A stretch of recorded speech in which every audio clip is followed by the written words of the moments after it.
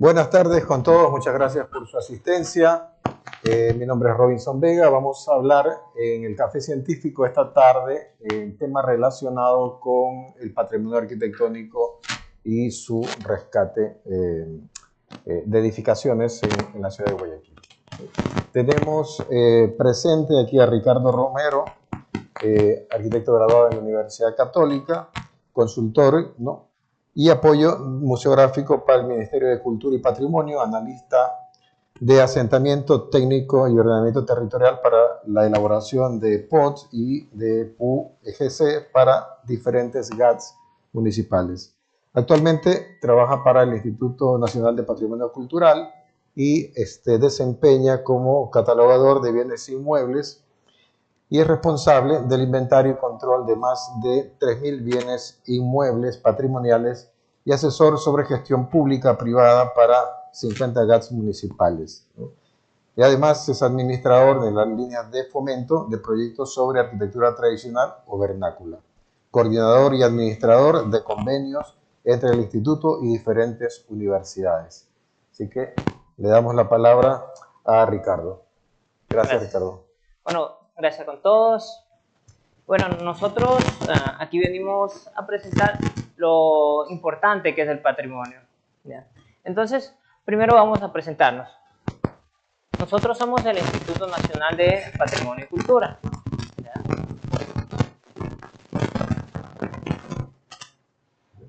¿Cuál es nuestra visión? ¿Ya? Nosotros somos una entidad, obviamente, del sector público en todo el país. Hacemos gestión de investigación, control y fomentamos también el patrimonio, ¿ya?, para la conservación y la salvaguardia, conforme a todo lo que está en la ley. Por eso son políticas públicas. ¿Cuál es nuestra visión? De este año, también para el siguiente año, se consolidará como una institución referente regional para la gestión del patrimonio cultural con la finalidad de su apropiación en las economías creativas, circulares e incluyentes. Bueno, dentro del Estado nosotros tenemos políticas, por ejemplo, tenemos la Constitución, la ley orgánica, los códigos orgánicos. Entonces, todo esto en realidad está regido por el Estado. Entonces, es importante que nosotros conozcamos un poco, porque nada de esto en realidad sale al azar, sino que todo en realidad procede ya a una investigación previa y está netamente estructurado como tal. Entonces, por ejemplo, nosotros tenemos la Ley Orgánica de Cultura y tenemos el reglamento. Textos de aquí en realidad son textos en realidad muy grandes, muy amplios, que hay que estudiarlos, pero nosotros queremos hacer algo que es para llegar a la ciudadanía. Entonces, siempre nosotros primero tenemos que entender qué es la cultura, ¿ya? Es el conjunto dinámico, integrador, representativo de bienes y prácticas sociales creadas, mantenidas, transmitidas y reconocidas por las personas, comunidades, comunas, pueblos, nacionalidades, colectivos y organizaciones culturales. Porque a veces uno piensa que simplemente cultura es como que alguien hubiera estudiado, entonces el otro no tiene cultura. No, en realidad cultura es mucho más amplio, es como un todo, ¿ya? Donde nosotros actualmente estamos ubicados y es patrimonio, tanto la casa como el sector es patrimonio, es del barrio Las Peñas. Esta casa específicamente es nuestra sede, es la Casa Calderón. Bueno, me imagino que todos han pasado por el barrio Las Peñas, entonces ahí nosotros nos encontramos con un conjunto urbano. Son cerca de 30 edificaciones patrimoniales y justamente del tema que vamos a ver hoy, que es la madera. Entonces, estas, más o menos, según históricamente, las edificaciones que tenemos hasta el día de hoy oscilan entre los primeros siglos del siglo XX, 1910, 1920, 1930, ¿ya? Nosotros como zonal en realidad tenemos mucha riqueza. Imagínense que nosotros tenemos 5 provincias. Dentro de las 5 provincias nosotros tenemos 3.700 bienes, o sea, 3.700 edificaciones que están dentro de un sistema que nosotros manejamos en el inventario. Ahora, llevémoslo aquí dentro de la ciudad de Guayaquil. Dentro de la ciudad de Guayaquil es un proceso que todavía nosotros estamos actualizando, estamos depurando, pero dentro de nosotros, dentro de nuestro inventario, para ver las edificaciones que tenemos como patrimonio, están cercanas a las 650, 700, por ahí, ¿ya? Dentro de esos hay algunas que son muy importantes para nosotros, que ustedes les han de haber visto, que hay en el centro, que hay por la 9 de octubre, por la Boyacá, que son construidas en madera. ¿Ya? ¿Cómo se hace, cómo uno sabe qué casa es patrimonio y qué casa no es patrimonio? Ya, justamente lo que vimos, eso lo define la ley. Por ejemplo, todo lo que es antes de 1940, pero que tenga valor patrimonial, un edificio, una edificación, una casa, una iglesia, se considera como patrimonio. ¿Ya? Pero todo lo que es posterior a 1940 necesita una declaratoria como tal. ¿Qué quiere decir? Es un acto administrativo donde el Estado ecuatoriano, a través de un ministro, dice: esta casa, por tener valores, se constituye un patrimonio. Y eso va a ser independientemente del año que sea. ¿Ya? Eso es todo lo que es posterior a eso. Entonces, en realidad, Guayaquil a veces pareciera como que no tuviera patrimonio, pero en realidad tiene bastante, tiene mucha riqueza. Y eso ha sido a lo largo de los años. La primera inclusión que se hizo fue justamente el barrio Las Peñas, que es 1982. Luego, después de algunos años, 1990, se hicieron 2 declaratorias. Y son cercanos, entre las 2 declaratorias, están cercanos a 100 bienes. Esos, por ejemplo, son los que más tienen de estructura de madera. Y de ahí hubieron algunas declaratorias. Por ejemplo, una de las más ambiciosas, que más ha abarcado, se dio en el año 2011. Se lo conoce como son por números. Es la declaratoria 234, que se incluyó al barrio Orellana, al barrio del Salado, y justamente con una base, con una investigación que se dio aquí en la Universidad Católica. Cercano a los 333 edificaciones, un poco más, un poco menos, pero se dio por ahí. ¿Ya? Y de ahí ha pasado el tiempo y justamente nosotros en estos últimos años hemos hecho un convenio con la universidad para seguir en ese proceso de investigación.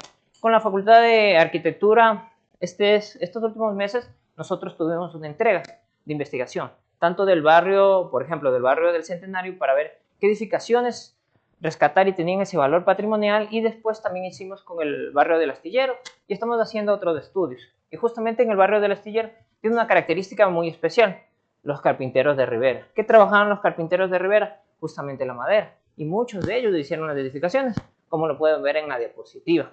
Entonces, nosotros con la madera, como Guayaquil, tenemos mucha historia naval, y mucha historia, no solamente la parte material, sino la parte inmaterial. Bueno, muchísimas gracias. Esta es una introducción muy breve, muy ligera, porque en realidad el patrimonio, podríamos nosotros hacer una investigación simplemente de una casa, y de esa casa podríamos hacer un libro. Pero bueno, eso será ya para otro espacio que tengamos. Muchas gracias.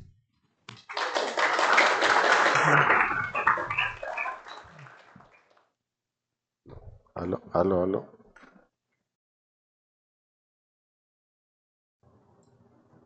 Hola, hola, hola, hola, hola, hola. ¿Ahí me escuchan? Sí, va. Muchas gracias, Ricardo, por esa introducción. Y yo les voy a hablar, en cambio, sobre la construcción del patrimonio en madera. Es básicamente esta intervención está relacionada con el parque histórico, un poco la historia de cómo se construyó, qué hicimos, cuáles fueron las estrategias para poder llegar a lo que hoy en día probablemente muchos ya conozcan o lo hayan visitado. Fue un trabajo, ¿dónde está el? Préstame.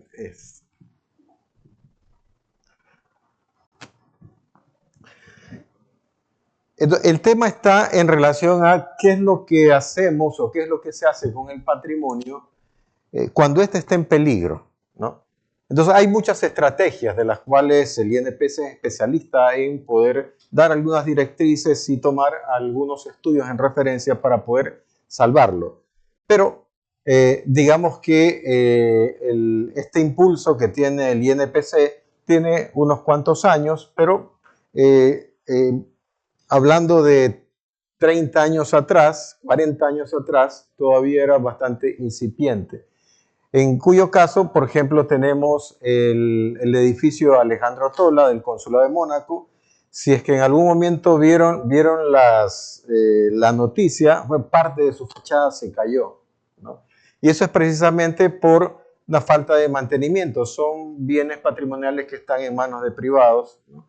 Y que lamentablemente el patrimonio se va perdiendo cuando no hay una adecuada gestión de la edificación para su mantenimiento. Y especialmente en madera, porque está sujeta a muchos deterioros, especialmente de su material principal, que es la madera, ¿no? Y de eso en el país hay muchísimas construcciones, especialmente en la costa ecuatoriana. Tenemos muchas edificaciones en Santa Lucía, en Puerto Viejo, en diferentes ciudades, en Arenillas. Hay varias edificaciones patrimoniales en madera que están en riesgo, ¿no? Y muchas otras que probablemente ni siquiera lleguemos a conocerlas. Entonces, de acuerdo a la Carta de Venecia, el monumento no puede ser separado de la historia de la que es testimonio, ni del ambiente en el que se encuentra. Por lo tanto, el cambio de una parte o de todo el monumento no puede ser tolerado más que cuando la salvaguardia de un monumento lo exija o cuando esté justificado por causas relevantes de interés nacional o internacional, ¿no? Entonces, se toma como una acción de protección para las edificaciones patrimoniales el desarmado como acción excepcional. Es decir, que en diversas acciones para el rescate de bienes patrimoniales se encuentra el proceso de desarmado, lo cual se hizo en el caso de los inmuebles de las edificaciones patrimoniales que hoy en día están en el parque histórico, ¿no? Entonces, que es considerado por las cartas internacionales como una acción excepcional, es decir, cuando la pérdida del edificio es inminente o no existe otra alternativa posible para poder salvar ese patrimonio, ¿no? De hecho, el desmontaje o el desarmar algo no es nuevo, o sea, se ha venido haciendo y hay mucha literatura al respecto. Uno de ellos, y yo creo que uno de los más importantes que se ha hecho a nivel mundial, es el traslado en 1968 de los dos templos nubios, ¿no?, tallados en la roca en Abu Simbel, ¿no?, que es básicamente en Egipto, debido a que la presa de Asuán iba a estar en funcionamiento e iba a inundar toda la zona. Entonces lo que se hizo fue cortar todo el monumento y llevarlo 200 metros más arriba, alejándolo de las aguas. Entonces, dentro de eso, la experiencia local es a través del programa de rescate arquitectónico que empezó el Banco Central del Ecuador en 1981, ¿no? Al ver que diferentes inmuebles iban a estar en peligro de perderse definitivamente, ¿no?, y por los cuales estos inmuebles tenían una importancia, una relevancia dentro de la arquitectura patrimonial muy destacada, entonces se decidió generar este programa de rescate por el Banco Central de esa época con el objetivo de salvaguardar las edificaciones de valor histórico arquitectónico de Guayaquil, con un inminente proceso de destrucción en peligro de destrucción, impulsando un proyecto de recuperación y de conservación arquitectónica de algunas de las edificaciones. Dentro de esas edificaciones se pensó que ese grupo de edificaciones se ha trasladado a unos terrenos que tenía el Banco Central en San Borondón, donde actualmente es el Parque Histórico, ¿no? Las edificaciones a rescatar fueron la Casa Verde, el Banco Territorial, cada uno con su importancia dentro del contexto histórico de la ciudad. La vivienda, la Casa Verde, una edificación residencial muy representativa de la forma de vida de las familias de la ciudad de principios del siglo XIX y con una rica producción arquitectónica interna que involucraba muchas molduras, elementos decorativos, pinturas policromadas, ¿no? Realmente una edificación muy rica en diferentes elementos arquitectónicos. Luego está el Banco Territorial, que representa la actividad bancaria de la ciudad y la actividad comercial también. Desde ese punto de vista, configuraba una edificación que podía ser rescatada y que podía estar incluido dentro de un proyecto o un plan de rescate. Estaba la Casa Julián Coronel también, un edificio esquinero, y luego estaba el Hospicio Corazón de Jesús, ¿no? Se empezó con estas 4 edificaciones, ¿no? Y el Banco Central pues contrató a través de técnicos de la época a desarmar estas casas, ¿no? Se las desarmó pieza por pieza, todavía sin tener un proyecto a futuro para ello. Había la idea de poderlas reconstruir, pero todavía no sabía dónde, ¿no? Entonces lo que hizo el Banco Central fue desarmar cada pieza, codificarlas, ¿no? Embalarlas y llevarlas a unas bodegas, ¿no? Esas bodegas estuvieron, ¿no? Por varios años allí, ¿no? Hasta que prácticamente casi 20 años, ¿no? Metidas esas piezas en las bodegas del Banco Central. Entonces, por 1997, el banco decide crear la unidad técnica y administrativa, ¿no? De proyectos especiales culturales, el cual se llamó UPEC, como las abreviaturas de esta unidad, de la cual fui parte. Fue dirigido por el arquitecto Olmedo, ¿no? Fredo Olmedo, y como director técnico estaba el arquitecto Pablo Lee, ¿no? Y algunos otros profesionales, de los cuales me incluyo, en donde hicimos diferentes actividades relacionadas para poder rescatar eso que estaba embodegado y que muchas veces fue producto de diferentes ataques relacionados con los medios naturales, inundaciones, humedad, termitas.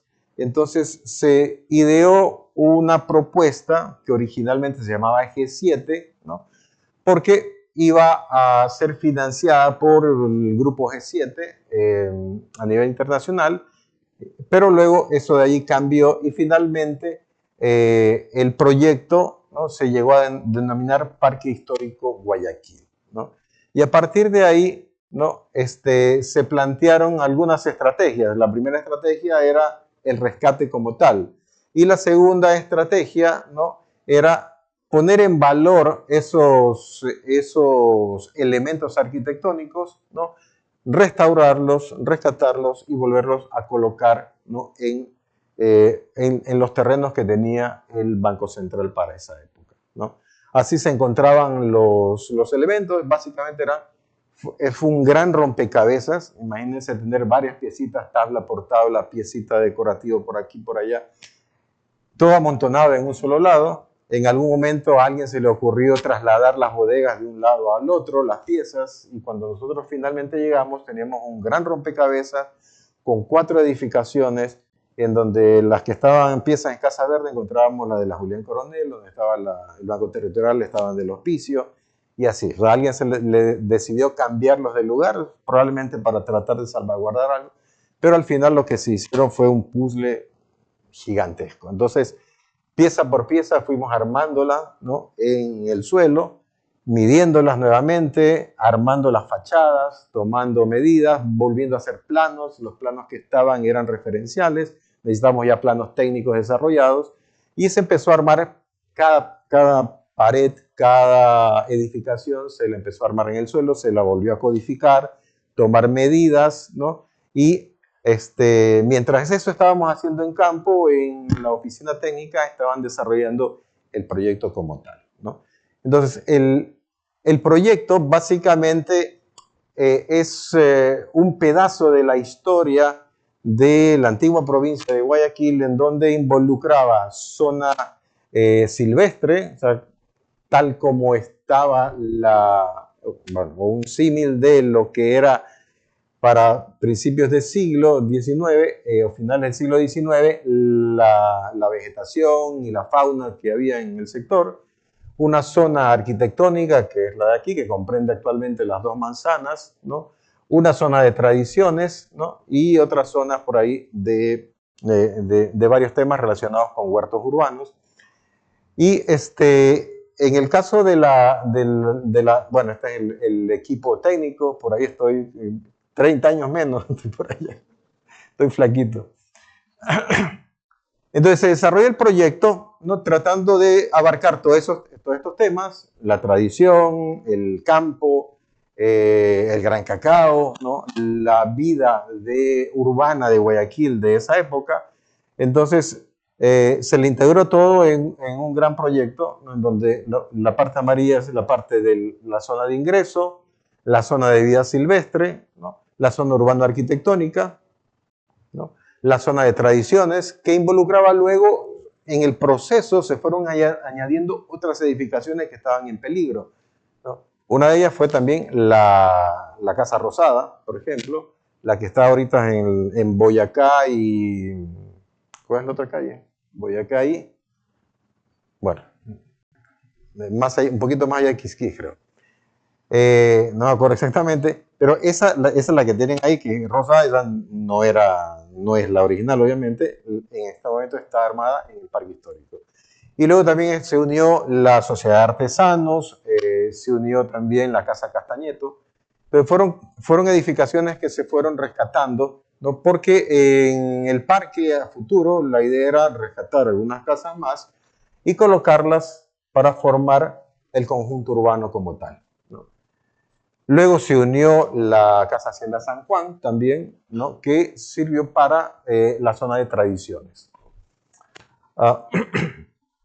Se hizo el proyecto, las maquetas, se lo expuso, se logró el financiamiento por parte del gobierno, ¿no? Y se desarrollaron todos los planos, ¿no? Actualmente funciona en la zona urbano-arquitectónica, donde está el Hospicio de Corazón de Jesús, funciona el Hotel del Parque, ¿no? Un hotel de lujo.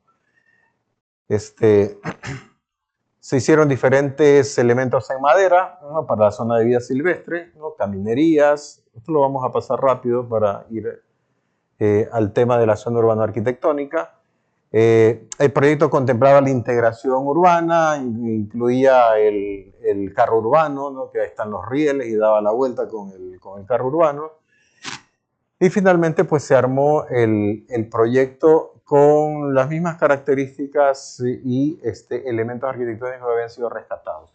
Muchos de ellos, algunos de ellos son copias, ¿no? De los originales, porque no todas las piezas se podían considerar. Entonces, en el proceso de rescate y de recuperación para la puesta en valor de las edificaciones desmontadas, comprendieron varios niveles de intervención y tratamiento para preservar su identidad con el mayor porcentaje de integridad, asegurando la armonía de los diseños originales, como el color, el tono, la textura, la forma y la escala, ¿no?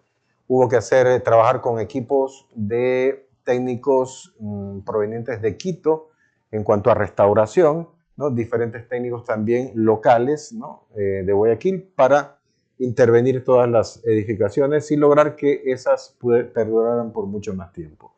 La Casa Verde, esta que está aquí, bueno, originalmente, realmente luego de las escalas de prospección cromática que hicieron, se determinaron los tonos reales que tenía originalmente la edificación. Eso se hizo con todas, ¿no?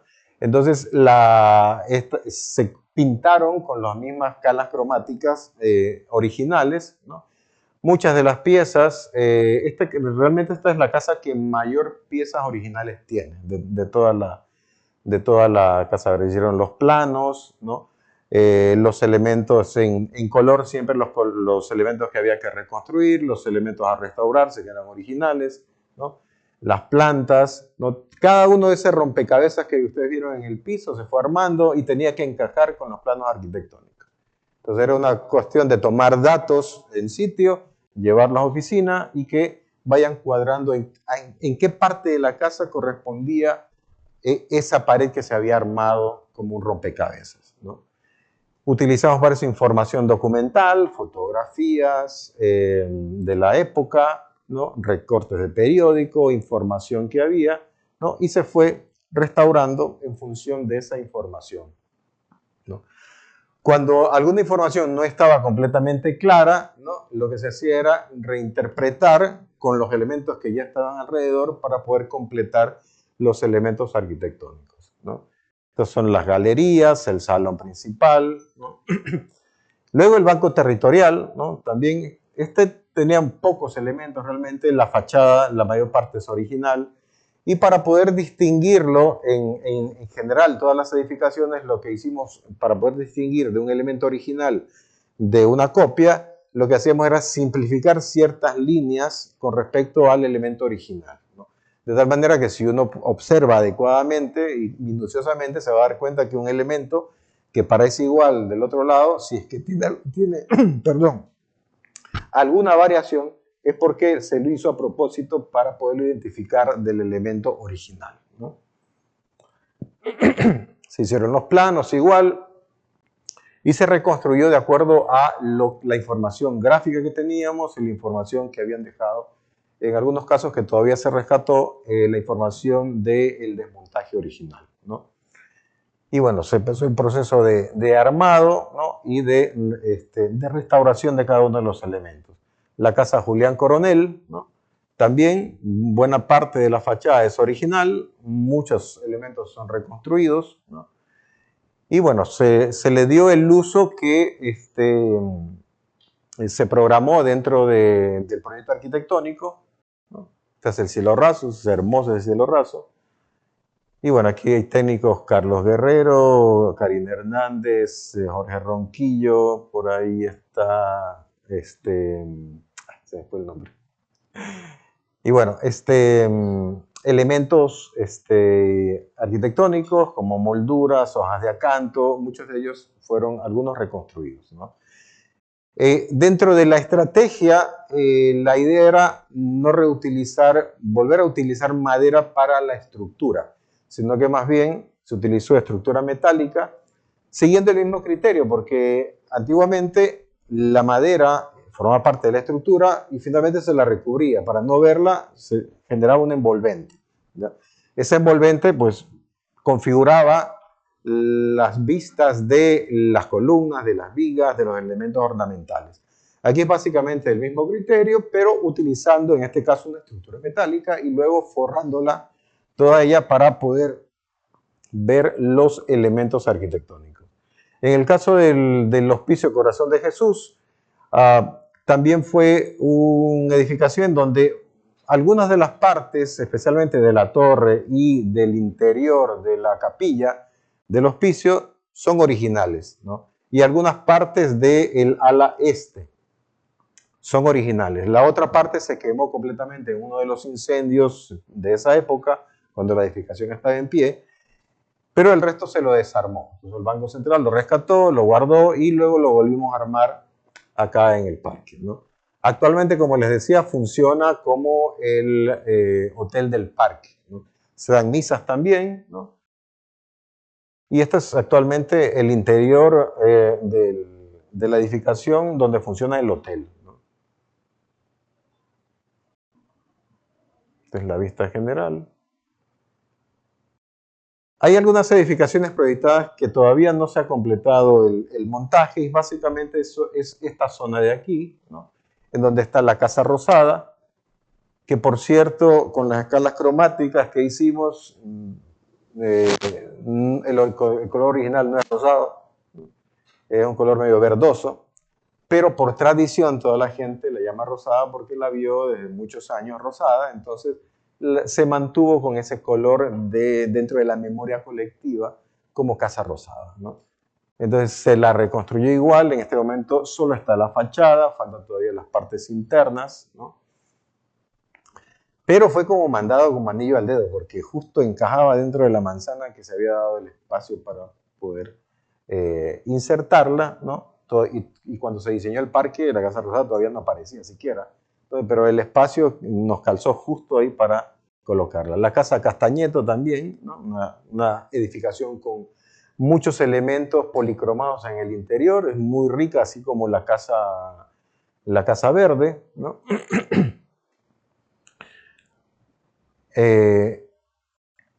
Y la Sociedad de Artesanos Amantes del Progreso, que es la edificación más alta, 3 niveles, ¿no? Se rescató todos los elementos de fachada y actualmente está en las bodegas que tiene el parque histórico, ¿no? Ahí están todos los elementos todavía, ¿no? Y luego en la zona de tradiciones, ¿no? Se construyó la Casa Campesina, que fue una representación, ¿no? Sacada del libro de Nuremberg, y la Casa Hacienda. En el caso de la Casa Hacienda, había el espacio para una casa hacienda, pero estábamos buscando qué casa hacienda llevar y que se situara dentro de ese espacio. Entonces, la Casa Hacienda San Juan fue producto de, digamos, la donación del propietario, ¿no? Estaba en la provincia de Los Ríos, ¿no? Y lo que hicimos fue irla a rescatar. Originalmente la casa era así, tres paños en un lado y 4 paños en el otro, ¿no? Con la torre típica del campanario, ¿no? Y fue edificada en 1882, se amplió entre los años 1940 y 1950, se amplió por parte de los propietarios de esa época, la familia Puga, ¿no? Y la ampliaron, ¿no? De tal manera que la casa se hizo casi 2 veces y medio más grande, ¿no? Y finalmente, ¿no? Cuando la edificación ya por 1980 estaba bastante deteriorada, ¿no? Y desvencijada en algunos casos, ¿no? Se tomó luego con el desarrollo de la zona de tradiciones, pues entonces lo que decidimos fue rescatar lo que quedaba todavía de la casa, y básicamente justo lo que quedaba era más o menos hasta esta zona. De ahí para allá ya la casa ya no existía. Los propietarios se habían dividido el predio, ¿no? Y por lo tanto habían puesto muros, cortaron y tumbaron todo lo que se había ampliado por 1940, y lo que quedaba era esto, ¿no? Entonces de esto, pues el dueño donó la casa y fuimos con un equipo a desmantelar la casa, tomamos medidas, dimensiones, ¿no? Y empezamos a desarmar cada una de las piezas, ¿no? Para volverlas a utilizar en el parque, cornisas de la fachada, de la cubierta, ¿no? Y para este proyecto, ¿no? Al igual que los otros, se desarrollaron algunos pasos, ¿no? Como restauración y reconstrucción de los componentes, propuesta de diseño para las zonas faltantes, elaboración de planos arquitectónicos, maquetas, estudios estructurales, prospección de calas de color, elaboración de planes de montaje y reconstrucción, presupuesto, suministro de materiales, tratamiento y inmunización de madera, obras de montaje y museografía, ¿no? Entonces, iniciamos el proceso. Esta es la única casa del Parque Histórico que tiene maderas originales de esa época. Entonces, las columnas, los cimientos, ¿no? Todos son originales, ¿no? Inclusive encontramos cimientos de argamasas de hormigón de 1880, que los rescatamos de la casa y los volvimos a colocar en el sitio. Otros cimientos sí son de hormigón actual, ¿no? Pero la mayor parte de la estructura fue la misma que desarmamos y lo que encontramos, ¿no? Obviamente hay maderas nuevas que se han colocado, de hecho se nota la diferencia entre la madera antigua y la madera nueva, y se reconstruyeron los paños de ventana, ¿no? De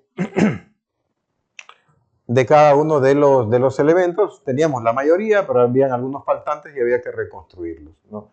Y el criterio es el mismo, una estructura en madera recubierta con elementos decorativos, ¿no? Tanto para las columnas como para los frisos y las cornisas, ¿no?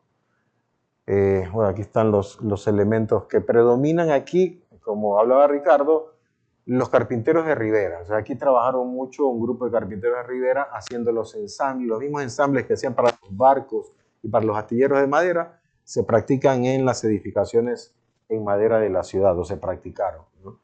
Entonces, ensambles como el rayo de Júpiter, colas de Milano, se colocaron en la misma edificación y se armó todo la estructura en base a los planos arquitectónicos, ¿no? Y una parte de la edificación, el último paño que estaba derruido, lo que hicimos fue una reinterpretación de la arquitectura en función de valga la redundancia, en función de la funcionalidad de la edificación hecha vivienda, ¿no? Entonces, esta parte, ¿no? Fue reconstruida completamente, que es básicamente la cocina y la terraza, y luego los otros elementos sí los desarmamos del sitio, ¿no? Y bueno, aquí está ya la casa armada, ¿no? Todo en madera básicamente. Aquí algunas imágenes, ¿no? Y la que ustedes conocen. Esta parte de aquí es la zona que volvemos a interpretar para darle espacio a la cocina, porque no tenía, en los vestigios que nos quedó de lo que sí había, estaban básicamente sala y habitaciones, ¿no? Y la parte interior donde estaban las bodegas típicas de la región rural, de las casas de hacienda de la época, ¿no? El campanario también, básicamente todo, el color, la cromática, todo se sacó de los vestigios que encontramos en el desarmado, ¿no? Y actualmente, bueno, en el Parque Histórico es uno de los puntos focales para hacer presentaciones artísticas representativas de la época, ¿no? En el interior, pues hay objetos también de la época, ¿no? Este es el equipo de trabajo. Ahí está Pablo Lee, jovencito. Y bueno, esta es actualmente cómo está la casa. Muchas gracias.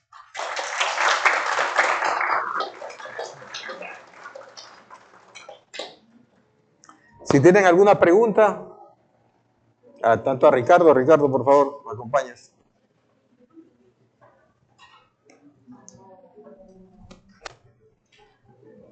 Sí.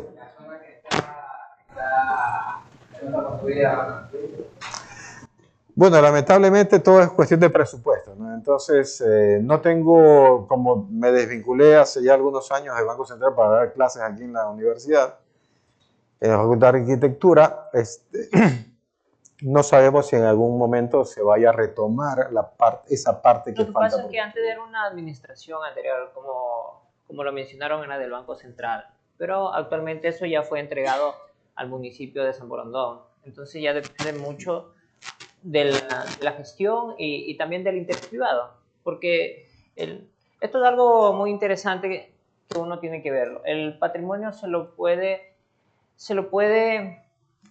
invertir, se le puede generar ganancia también, ¿ya? No solamente gasto, porque en realidad esto de aquí es bastante costoso, pero como lo vemos actualmente en el parque histórico, también puede retribuir. Entonces también un poco de la gestión es hacer esa inversión y buscar ese nivel de inversionista, porque dentro del patrimonio tenemos una gran variedad, pero, o sea, hay muchos estados. Y eso depende también de los propietarios. Hay muchos propietarios que tienen en buen estado edificaciones de madera o de otros materiales, ¿ya? Pero es porque ellos le han invertido. Hay otras edificaciones que están en buen estado, pero es porque es una inversión pública, ¿ya? Y hay otras, obviamente, que por un tema a veces de herederos, de cuestiones así, se va desgastando por el tiempo, ¿ya? Pero eso mucho depende de ese proceso de gestión que se dé a lo largo de los años. Porque obviamente para que se dé un desgaste de esta naturaleza no es que pase un año, tiene que pasar a veces décadas así. ¿Alguna otra pregunta? ¿Es permitido que se utilice un patrimonio para un beneficio privado? O sea, por ejemplo, ahí ya lo estamos usando como hotel, a pesar de que el patrimonio se supone que no debería. No, sí se puede. Es que por ejemplo, eso es otra cosa. A veces, no sé por qué, pero hay como mitos así, hay mitos. Por ejemplo, que un bien se haga patrimonio no quiere decir, por ejemplo, que no se le pueda invertir, que no se pueda hacer compra y venta. Todos los bienes patrimoniales, de inmuebles, de edificaciones como tal, es libre de compra y venta. Es decir, puede estar una casa en mal estado y dice, ¿sabe qué? ¿Cómo pasa aquí? Yo compro una institución educativa y yo quiero hacer unas aulas de clase. Así, darle el funcionamiento de una institución educativa, por ejemplo, la gobernación, ¿ya? Entonces, se puede. Entonces, hay muchos mitos. A veces, por ejemplo, yo me encargo de eso. Voy donde los municipios, también converso con los propietarios, y a veces yo me acerco y me dicen, pero lo que pasa es que yo pensé que si yo veía la edificación así como que se está cayendo, no le puedo cambiar nada porque es patrimonio. No, o sea, sí se le puede hacer muchas cosas. Bueno, y aprovechando la pregunta, les cuento, este viernes nosotros a nivel gubernamental, a nivel nacional, nosotros vamos a sacar lo que se conoce como las líneas de fomento. Va a ser nuestra tercera edición. Son fondos no reembolsables para invertir en proyectos de conservación de los patrimonios, ¿ya? Y eso es para todos, para todos, ¿ya? Entonces, alguna persona, por ejemplo, que tiene un bien patrimonial, puede concursar. Obviamente debe formar un equipo. Por ejemplo, un equipo debe ser de un arquitecto, un ingeniero civil, obviamente que tenga por ejemplo, experiencia en patrimonio. ¿Qué otra persona? El portador de saber. ¿Quiénes son los portadores de saberes? Por ejemplo, un carpintero de Rivera. Aquí en Guayaquil es un carpintero de Rivera. Es un portador de saber. No es un profesional con un título como tal, pero es una persona que con su experiencia de vida tiene las técnicas y ese conocimiento ancestral, patrimonial. Y otro también es la comunidad, porque los bienes que pueden participar pueden ser públicos y privados, pero siempre que sean en un beneficio, por ejemplo, colectivo. Es decir, por ejemplo, alguien tiene una casa, porque ya nos están preguntando por ahí, y dice, bueno, yo quiero que se invierta en mi casa, claro que se puede, pero, por ejemplo, debe ser una biblioteca. Él diga, yo voy a tener una biblioteca de acceso público para que la gente venga. Entonces, ahí tiene un proyecto. ¿Sí? Entonces, yo les hago la invitación. Eso va a lanzarse en todas nuestras redes sociales, el Instituto Nacional de Patrimonio Cultural a nivel nacional. Entonces, para que ustedes puedan concursar. Es decir, ustedes ganan, no van a tener que devolver ese dinero. Ese dinero se va a invertir en la edificación como tal. Bueno, agradecerte, Ricardo, por haber participado acá. Gracias a todos por escuchar, ¿no? Y bueno, se los invita para los siguientes cafés científicos a cargo del CINDE, ¿no? Y del Vicerrectorado de Investigación. Muchas gracias.